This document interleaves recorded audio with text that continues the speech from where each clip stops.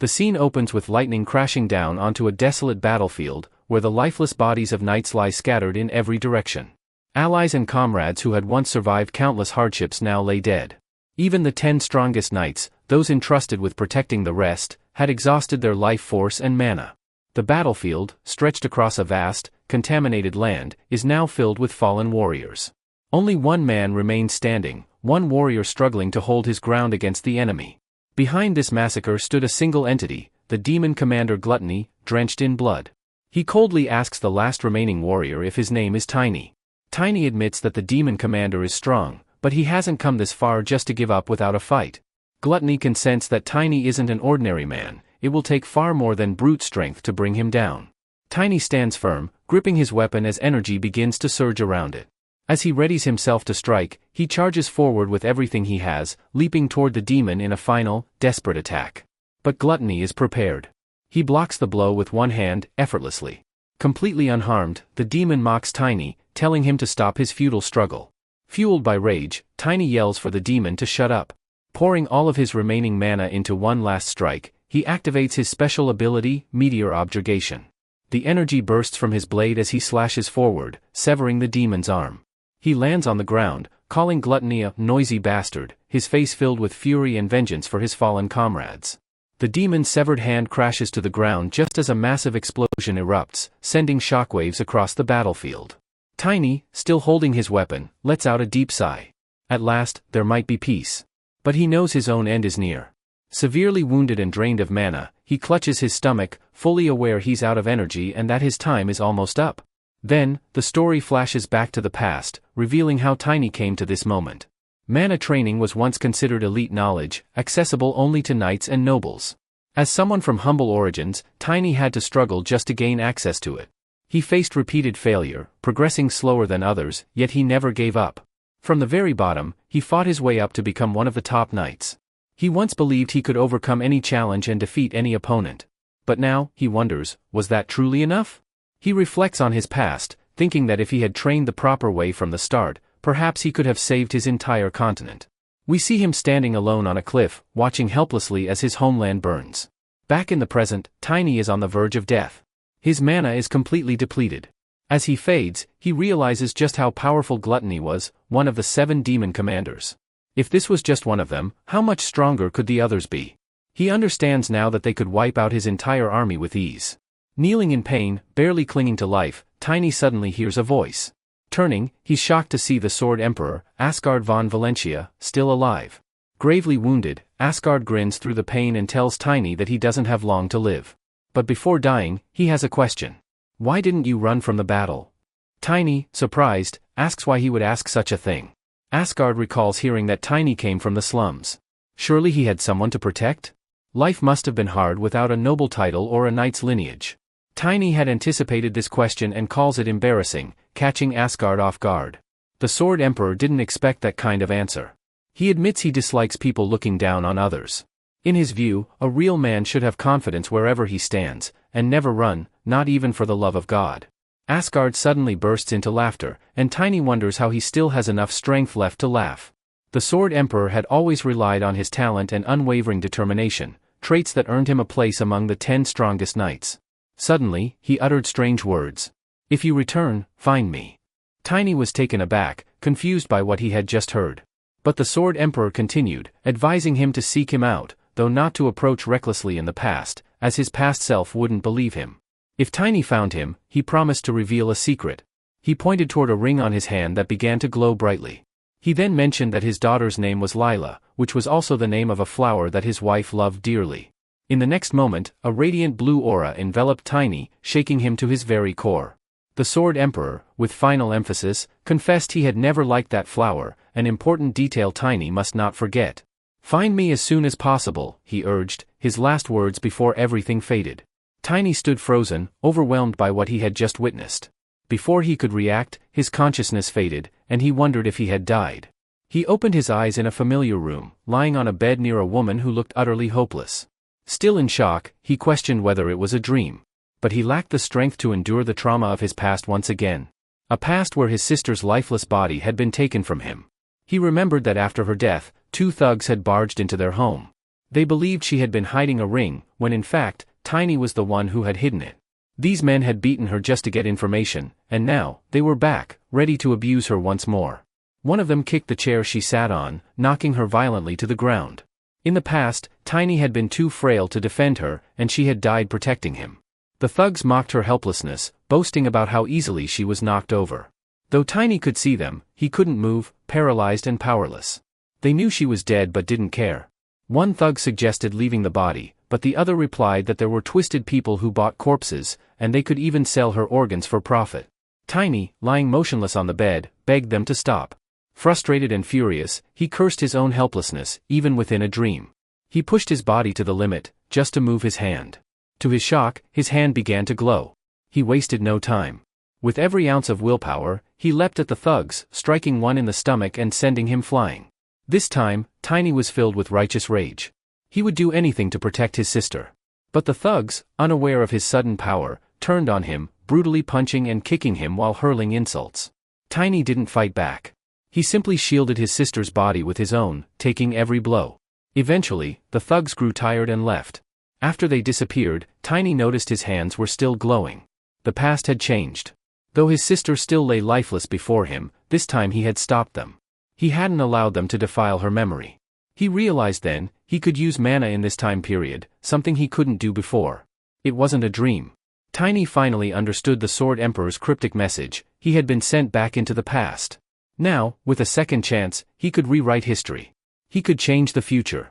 He had the power, and the time, to save his sister, protect the continent, and defeat the Demon Lord and his 7 commanders. Tiny was furious. He shouted even louder, regretting that he hadn't been sent further back in the past, far enough to save his sister. His current body, untrained and fragile, couldn't withstand the mana usage. He coughed up blood from the strain. But he quickly shifted his focus back to his sister. At last, he could give her a proper burial and let her rest in peace. He thought of the Sword Emperor and muttered that he would have to wait a little longer. Tiny had unfinished business first. He needed to kill Wolf, the one who murdered his sister. In his past life, Tiny had snapped Wolf's spine to end him. But now, with the chance to rewrite his future, he had far more painful methods in mind. Still, before any of that, his sister deserved a peaceful farewell. Tiny went to the graveyard, determined to give her the proper burial she never received. He placed her in a coffin filled with flowers. Though they weren't related by blood, they shared the same black eyes, something that made them feel like true siblings. Most of the invaders had hated Tiny and beat him for that very reason. But Irina, his sister, always stood by him. She often said he reminded her of her younger brother. That's why she gave him the name Tiny and treated him with love and care. Now, he could only feel regret for not being able to repay her, even this time. As he stood at her funeral, a few children and others had gathered to pray for her. Among them stood a red-haired girl named Emma, one of Irina's closest friends. She watched Tiny's expression carefully, wondering if he was truly mourning. Yet something in her heart told her he had changed. Emma vividly remembered seeing him earlier, eating beside Irina's dead body. It had shocked her to the core. His wounds and cuts had healed instantly, which only deepened her suspicion. When Tiny picked up Irina's body and began to walk away, she asked where he was going in such a condition. But the boy, now transformed, simply said he was fine and continued walking. She tried to say more, but Tiny interrupted her and thanked her, for the soup, for her kindness, and for everything she had done for him. He promised to return the favor one day. Emma called out his name, confused and concerned, but Tiny continued on, alone with his sister in his arms. Now, as he arranged her funeral, Emma was still trying to grasp what had changed in this boy. Meanwhile, Tiny stopped blaming himself. He told himself that if Irina had been alive, she would have done the exact same. She always encouraged him to stay strong and keep his head high no matter what happened. With renewed resolve, he promised to honor her words, and to take revenge. He looked up at the sky and asked Irina to watch him from above. He would make Wolf and everyone involved in her death suffer dearly. A month later, on a quiet road, Tiny appeared again, headed toward a house, his body wrapped in mana. A sinister grin played on his lips. He was ready. Ready to avenge his sister, to make those who caused her death pay. His steps were firm, purposeful. The thugs blocking his way recognized him from the slums. With a cold expression, Tiny asked them about Wolf's whereabouts. His tone was sharp, his voice unwavering. Vengeance had finally arrived. One of the thugs confidently approached Tiny, attempting to teach him a lesson for daring to call his boss by name. Unaware of the danger he was walking into, the thug raised his hand to slap Tiny for his perceived disrespect. But just as he was about to strike, Tiny effortlessly caught his hand and asked, "Why?" The thug was stunned and speechless. Tiny, tightening his grip on the man's arm, repeated his question. Why couldn't he call him by his name? Pain surged through the thug's arm, as if it were being crushed by a heavy vice. Unable to bear it, he dropped to his knees, tears streaming down his face from the overwhelming pain. Without wasting time, Tiny turned his attention to another thug who underestimated him, thinking he could easily take down a kid. But as he got closer, unease spread across the thug's face. He wondered if Tiny had taken some kind of strengthening potion, but still chose to attack. Grabbing Tiny by the collar, he attempted to lift him up and throw him across the room. But no matter how hard he tried, he couldn't lift Tiny. It was as if the boy weighed a ton. Tiny smirked at the thug's struggle and mockingly told him to give up. A moment later, he delivered a devastating kick that sent the thug flying straight into the door. Tiny was no longer the boy who used to cry endlessly after the death of his sister. He was different now, stronger. Reborn with the memories of his past life, his mana had fully restored in his new body. This time, he was ready to take them all down. He had perfectly fused his physical body with his mana body, making him so powerful that no ordinary fighter could match him. This fusion was the core principle of a secret technique that gave him an overwhelming edge. Mana visibly flowed around him like an aura. However, mastering this technique came with a cost, an enormous appetite. Even Emma was shocked when he devoured 10 days' worth of food in a single sitting. Back in the room, the thug who had been kicked earlier was still lying on the ground, stunned by Tiny's display of power. As Tiny reflected on his mana body and moved forward, another thug attempted to flee inside the house. But Tiny grabbed him by the leg and, with a burst of strength, hurled him toward the main door. The thug crashed into it and slammed into the wall behind with a thunderous impact. Everyone inside was left speechless, completely stunned by what they had just witnessed.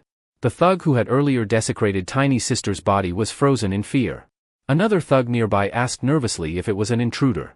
As the dust settled, they saw a child walk in, tiny, calm, confident, and full of deadly intent. With a smirk, Tiny declared that he was the beggar brat from the slums, the one whose sister they had killed for a ring. Now, he stood alone in front of all these seasoned thugs, men who could easily kill an ordinary kid. But Tiny wasn't that same helpless boy anymore. Two men standing on the upper floor looked down at Tiny, their eyes filled with fury. They wondered what he was doing here without a weapon. Before the thug standing in front of him could react, Tiny darted forward and grabbed him by the leg, swinging him in circles with incredible force. Everyone nearby was stunned by his strength. Before they could react, Tiny used the thug as a weapon, slamming him into the others, sending them all flying with the impact. Finally, he smashed the man into the floor with such force that the loud crack echoed through the entire room. All the lower thugs now lay unconscious, scattered across the floor. Having dealt with the weaker ones, Tiny now turned his gaze toward the two thugs above. We learn they are the Ronners brothers, battle-hardened men prepared to face this unexpected threat. With a cold expression, one of the brothers drew his sword, unaware of the true strength he was up against. Tiny, fearless, raised a single finger and beckoned him forward, his face showing no sign of hesitation. He was ready to end this. With full confidence, Tiny told them to come down and face him together. He wanted to end this quickly. One of the men, filled with rage, drew his sword and called him a bastard, vowing to cut him into pieces for all the chaos he had caused. But Tiny wasn't afraid. He was already using mana to strengthen himself. The Rander brothers quickly realized that Tiny was a mana user, but they showed no fear. Their true nature surfaced as they discussed selling Tiny's corpse for a higher profit, grinning with greed. At that moment, Tiny was holding the leg of one of the thugs he had already beaten when the Rander brothers leapt down from above, ready to attack. They drew their swords, determined to eliminate him for disrupting their peace. However, Tiny wasn't paying them any attention. He was calmly checking his arm to see if it was fractured. He briefly recalled a memory from the past when he broke a man's arm while using him as a weapon, much to his trainer's surprise. His trainer had scolded him, urging him to learn proper combat techniques rather than relying on crude, third-rate methods. When asked for guidance, the trainer had instructed him to focus on hand-to-hand combat instead of such reckless tactics. Returning to the present, Tiny assumed a hand-to-hand combat stance, prepared to fight. Both brothers launched their attacks, but Tiny, already anticipating their moves, dodged effortlessly. They were shocked at how easily he avoided them. Before they could recover, Tiny landed a solid punch to one brother's face, nearly knocking him out. He immediately followed up with a knee strike to the second brother, sending him flying. As they began to fall, Tiny leapt into the air, grabbed one of them by the shirt, and slammed him to the ground mid-air with tremendous force. He then spun and kicked the other with precise power, knocking both of them out cold. After thoroughly dealing with them, Tiny made his way into the boss room, where Wolf awaited.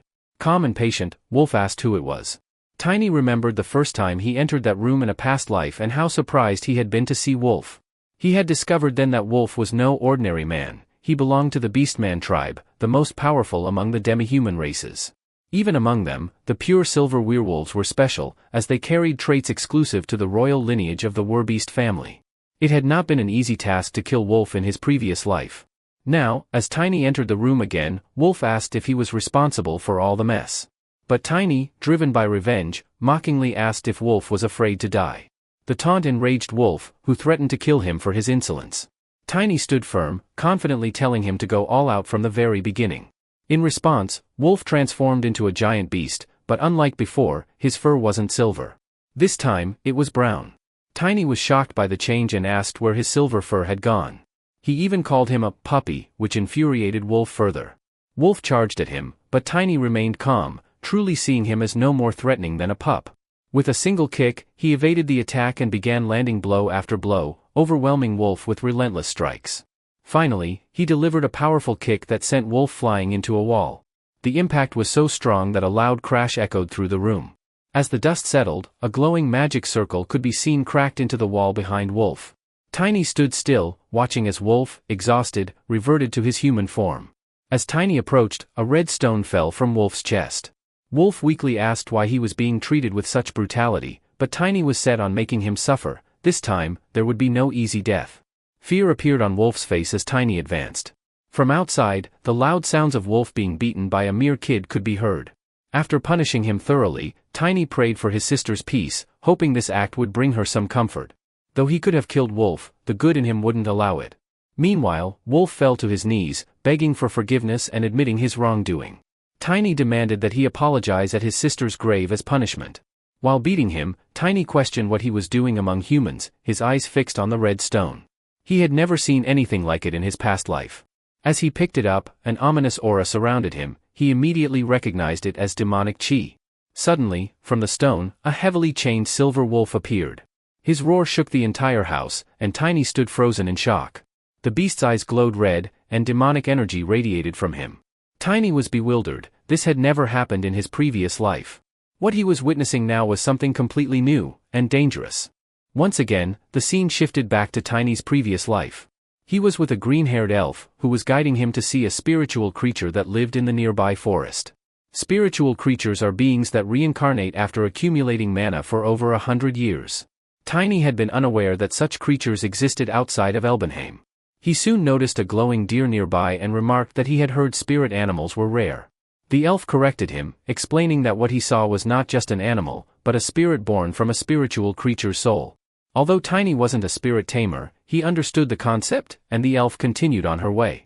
She then asked if he knew about the quintessence of the spirit, while holding a small stone in her hand.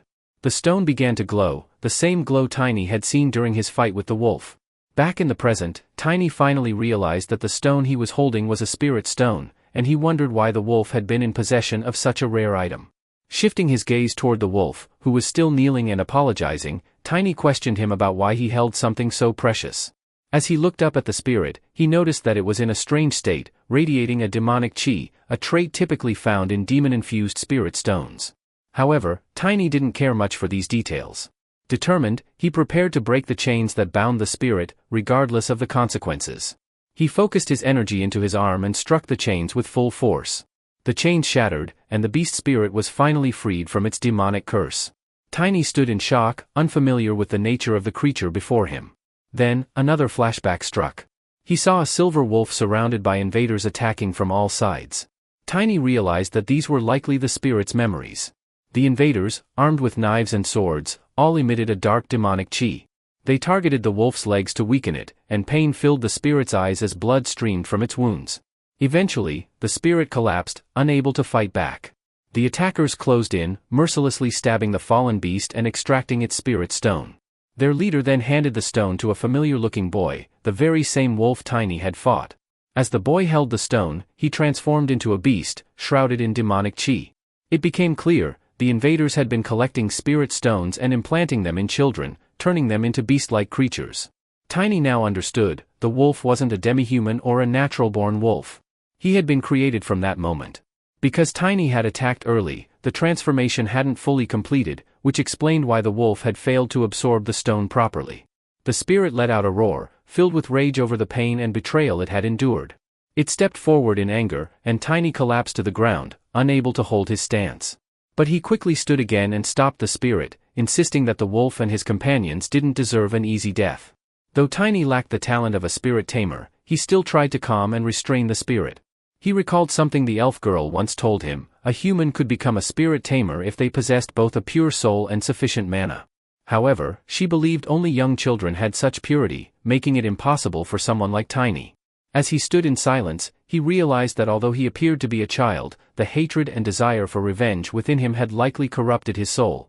But suddenly, the spirit shook its head, as if trying to communicate. Tiny then understood: when he had struck the chains, his mana had flowed into the spirit stone, healing the cracks and forming a connection. This connection allowed the spirit to understand him, and the spirit acknowledged this by nodding in agreement. Tiny then asks if he can form a contract and tame the spirit, to which the spirit responds positively. A cheerful expression appears on Tiny's face as he extends his hand to seal the contract. According to the elf girl, one should not try to control a spirit as one would with magic. Instead, if the spirit is provided with enough mana to survive, it can become a valuable ally. Moreover, as the tamer's strength increases, the spirit grows stronger alongside them. This is why Estina, the elf girl, was ranked among the 10 strongest warriors. The Q-wolf spirit growls loudly, but Tiny remains calm and makes a request. He wants the spirit to kill the wolf and his companion, as they are connected to demonic chi. He assigns this mission to the spirit. Moving to the final step of the contract, Tiny decides to give the spirit a name. Observing the wolf's white fur, reminiscent of the moon, he gently places his hand on the spirit's head and names him Lunar Wolf. Tiny then shifts his focus back to the wolf and demands to know who is behind the creation of beastmen using spirit stones. Based on everything he's witnessed, only one group comes to mind: demon worshippers. These individuals reject the gods and choose to serve demons instead. Before the demons launched their assault on the world, demon worshippers were considered the greatest threat. However, Tiny had been inside the labyrinth at that time and thus lacks detailed information about them. As the wolf continues apologizing, Tiny kicks him and questions him about those who provided the spirit stone. Still shaken by the surreal events, the wolf remains disoriented. Tiny then orders the lunar wolf to snap him out of it. The lunar wolf lets out a deafening growl that terrifies the wolf and jolts him back to his senses. Tiny questions him again about the whereabouts of the demon worshippers. The frightened wolf begins to make a creepy expression and warns Tiny that the organization behind this is far more powerful and won't let this slide. He claims he is merely a test subject, and the true worshippers are much stronger. However, before he can reveal more about their power, his head suddenly explodes from a magical blast, killing him instantly. Tiny realizes the organization must have placed an enchantment on the wolf to prevent him from revealing the truth. The incident reminds him of a similar event from his previous life. His attention then shifts to the magic circle that had earlier emerged from the cracks in the wall. He grabs the wolf's body by the arm and hurls it at the wall, slamming it with such force that a loud crash echoes through the area. When the dust settles, a secure vault with a magic seal becomes visible.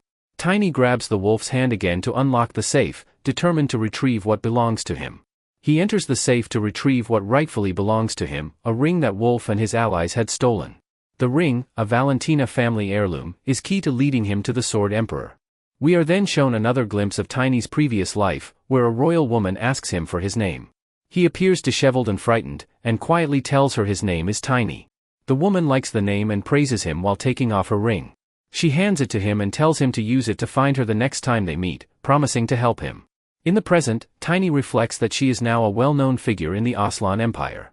Her name is Chloe von Valencia, the youngest daughter of Sword Emperor Asgar von Valencia. From childhood, she was known for her kindness and generosity, earning her the title, Valencia's Angel. At the age of 16, she left her home in a carriage, following a family tradition where a member must place flowers in every temple to spread the Valencia name. Perhaps this is why she ended up in the slums and gave Tiny her precious family ring.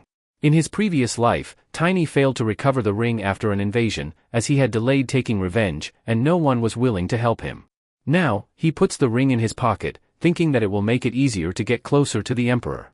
Suddenly, a noise is heard from outside. It seems someone has arrived to help them. Outside, we see a man in armor surveying the scene, surrounded by terrified thugs. They inform him that the kid inside is a mana user and to proceed with caution. The knight is baffled, unable to believe a child could be behind such destruction. When they all shout in confirmation, one of them begs the knight to go inside and handle the situation. The knight assumes they're hallucinating from excessive drug use and scolds them. He then kicks a thug who is already beaten and wonders how Wolf can operate with such incompetence. This knight is Lam, the commander of the guards. Though he holds an official position, he's corrupt and plans to use this opportunity to extort more money from Wolf. However, the moment Tiny appears, Lam is shocked and immediately asks if he's responsible for the chaos. Tiny calmly replies that he was just handling some business. He then questions Lam's presence here, implying he knows Lam is being bribed to cover up Wolf's dirty work. Lam becomes enraged. Now aware that Tiny is no ordinary child, he decides to deal with him seriously. Without hesitation, Lam lunges at Tiny, aiming to finish him off. Tiny, slightly surprised, notes that Lam hasn't even reached the second level of mana usage yet. Effortlessly, Tiny deflects Lam's attack, realizing he can defeat him without much trouble. He lands a powerful knee strike to Lam's face before the latter can even react. The blow is so swift and brutal that Lam barely manages to halt it midair. Refusing to back down, Lam swings a punch, but Tiny is prepared. He dodges the attack and thinks to himself that it might be unwise to make an enemy of the estate lord just yet, since Lam, being a commander, likely controls many knights. Lam steps back and draws his sword to launch another attack, but Tiny has something else in mind. He summons the Lunar Wolf to end the fight and intimidate the commander. As the Lunar Wolf materializes with a threatening growl, Lam is struck with fear, realizing he is outmatched and possibly in real danger. Tiny quickly realizes that Lam has never encountered a spirit before, so he offers something special to him. Since Lam wants money, Tiny gives him what he asks for, but Lam is unaware of Tiny's true intentions and questions him about it. Tiny calmly explains that he is offering to pay Lam the money instead of Wolf, who is already dead. This revelation shocks everyone in the room. Lam, skeptical that a child could speak so maturely, asks if Tiny used magic to disguise himself. Tiny disagrees, claiming to be a native of this country, one known for his black hair among the invaders. Lam then tries to negotiate, asking if Tiny can pay him the 5 white coins that Wolf used to give him. But Tiny immediately catches his lie, revealing that Lam used to receive only 1 coin. He counters by offering just half a coin, which enrages Lam. Furious, Lam draws his sword to attack, but the spirit intervenes. Tiny warns that if Lam rejects the offer, their conversation will end there. Although shaken, Lam steps back and walks away, muttering that the world must be ending if a child like Tiny is making such pathetic offers. Tiny calls out, asking for Lam's response. Lam coldly reminds him that the month is ending soon and that he should keep his promise and pay what they agreed upon. Some thugs try to stop Lam, but he doesn't hesitate. He knocks one of them aside and keeps walking. Suddenly, he hears a voice telling him to stop. As he turns around, a gold coin is tossed toward him, which he catches with ease. Tiny tells him it's a greeting from the new owner of the place to the estate lord and asks for a schedule. Lam responds that he will inform the estate lord and warns that if Tiny fails to pay on time, he will face the estate lord's wrath. Tiny agrees cheerfully. Meanwhile, the 3 invaders try to sneak away, but Tiny stops them. He gives them 1 hour to gather every member of their gang, along with the women and children who beg there. If they are late, he will kill 1 person every minute. He also warns that if they try to escape, the Lunar Wolf will hunt them down. Panicked, the invaders run to gather everyone. Tiny reminds them from behind, they only have 1 hour. Tiny plans to improve the condition of this place within a week and meet Duke Valencia. An hour later, the invaders return, panting heavily. Everyone is gathered, including Emma, who runs straight to Tiny and checks his arm for injuries. She fears someone might have hurt him again. But Tiny calmly assures her that the blood isn't his, Wolf is already dead. This shocks everyone in the hall. Emma stands in front of Wolf's corpse, still in disbelief. Tiny notices the fear in everyone's eyes. They're terrified the estate lord will punish them if he finds out. But Tiny speaks, drawing everyone's attention. He calmly says that if replacing nobility is considered a sin, then what about the estate lord, Foles? He adds that Foles is the one making a fool out of Duke Valencia, while holding a diary as proof.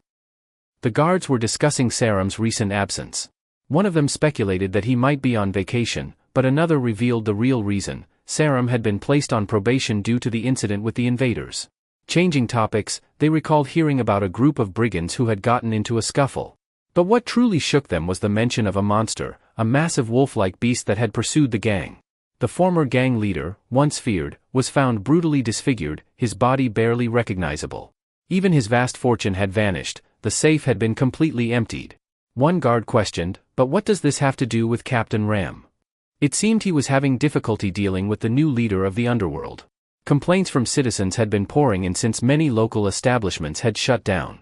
Another guard grumbled about the city's declining profits, saying the Lord was furious about it. They assumed this was the reason the new gang leader had been summoned. Unbeknownst to them, a group of boys had been eavesdropping nearby. None of the guards could recall the new leader's name. One of the boys whispered a chilling question: what would happen to Lord Felix if it turned out he had deceived Duke Valentius?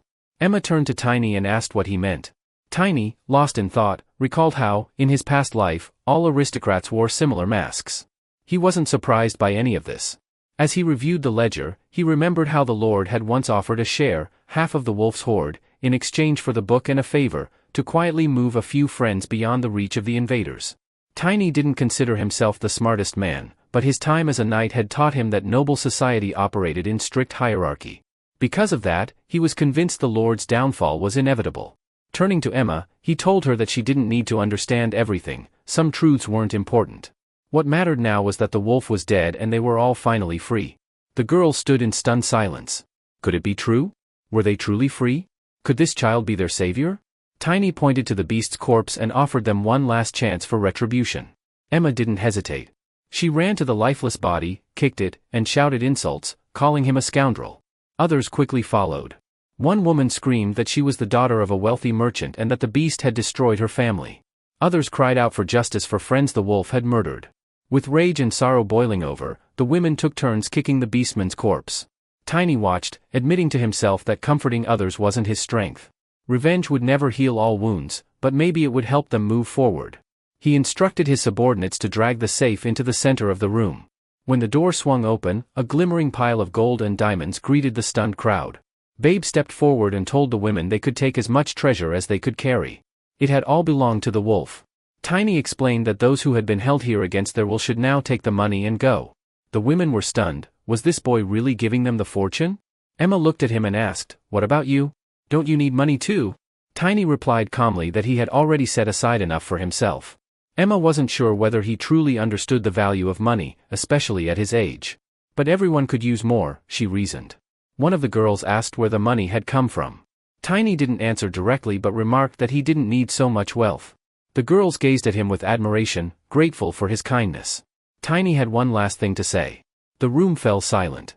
He warned the women not to misuse the opportunity. If they attempted to embezzle everything or reveal the money to the Lord, there would be consequences. Then, with a sharp whistle, he summoned his companion, a silver wolf. Gasps filled the room. Everyone recoiled in terror at the sight. The boy remarked with a smirk that if things got out of hand, his wolf companion wouldn't hesitate to tear everyone apart. Tiny turned to the girl and suggested that if Emma was serious about leaving Felice, she should head for Dion. "You'll need to move in groups," he warned, "and hire a mercenary from the guild for protection." Curious, the girl asked, "Why must we leave? And what about the little boy?" The boy calmly replied that he still had a case to solve. Emma, recognizing his resolve, reassured him, saying, "You're strong. You'll be just fine on your own. We'll follow your lead." She agreed to go to Dion and warmly invited him to visit her anytime he needed a break. The boy thanked her sincerely. That day marked the end of business in the red light district of Felis. No one could recall the name of the new gang leader. All they remembered was the moment a young boy appeared before the guards and introduced himself. "My name is Tiny," he said. The guards were taken aback by the sight of a child in such a place. "How long has he been here?" one muttered. Another said with irritation, "This is where the lord and lady reside. A commoner like you has no business here." The second guard, frowning, asked, "How do you even know the name of the new gang leader?" The boy's reply was cool and unnerving, "Because I am the new gang leader." As he spoke, the spirit of his silver wolf shimmered into view beside him. The guards recoiled, their fear spilling into shouts. The boy mused silently, "From now on, this will be the reaction I receive, everywhere I go." Meanwhile, in the grand halls of the Knights of Phillies, their grandmaster, Kuran, was informed of the boy's arrival. "I've heard stories about the young man from Rem," he said. "But he's even younger than I imagined." As Tiny entered, he observed the reception coldly. "Is it normal here to make a guest stand while you scrutinize him?" Kuran bristled at the comment. Watch your tongue, boy. Tiny met his glare evenly. Then allow me to suggest you do the same. You're not above the Lord, and I am a guest under his roof. Kuran, clearly provoked, instinctively reached for his sword. Tiny's expression didn't flinch. Expected, coming from a man with your history. And if I may add, your breath reeks. You're the foulest knight in this order. The insult cut deep. The Grandmaster drew his blade, only to be stopped by a servant who rushed in. The Lord is expecting his guest, the servant said firmly. Grinding his teeth, Kuran forced himself to calm down. My apologies. I will conduct myself accordingly. Unlike the impulsive officer, the Lord was known to be stern but composed. Still, Kuran burned with restrained fury, silently wishing he had been ordered to strike the boy down. Moments later, Kuran addressed the noble within the chamber. My lord, Mr. Tiny of the Nooks and Crannies has arrived. Tiny entered the chamber with deliberate steps. Apologies for the disruption, he said. But as his eyes met the Lord's, surprise flickered across his face. He hadn't expected someone like this to be the master of the house.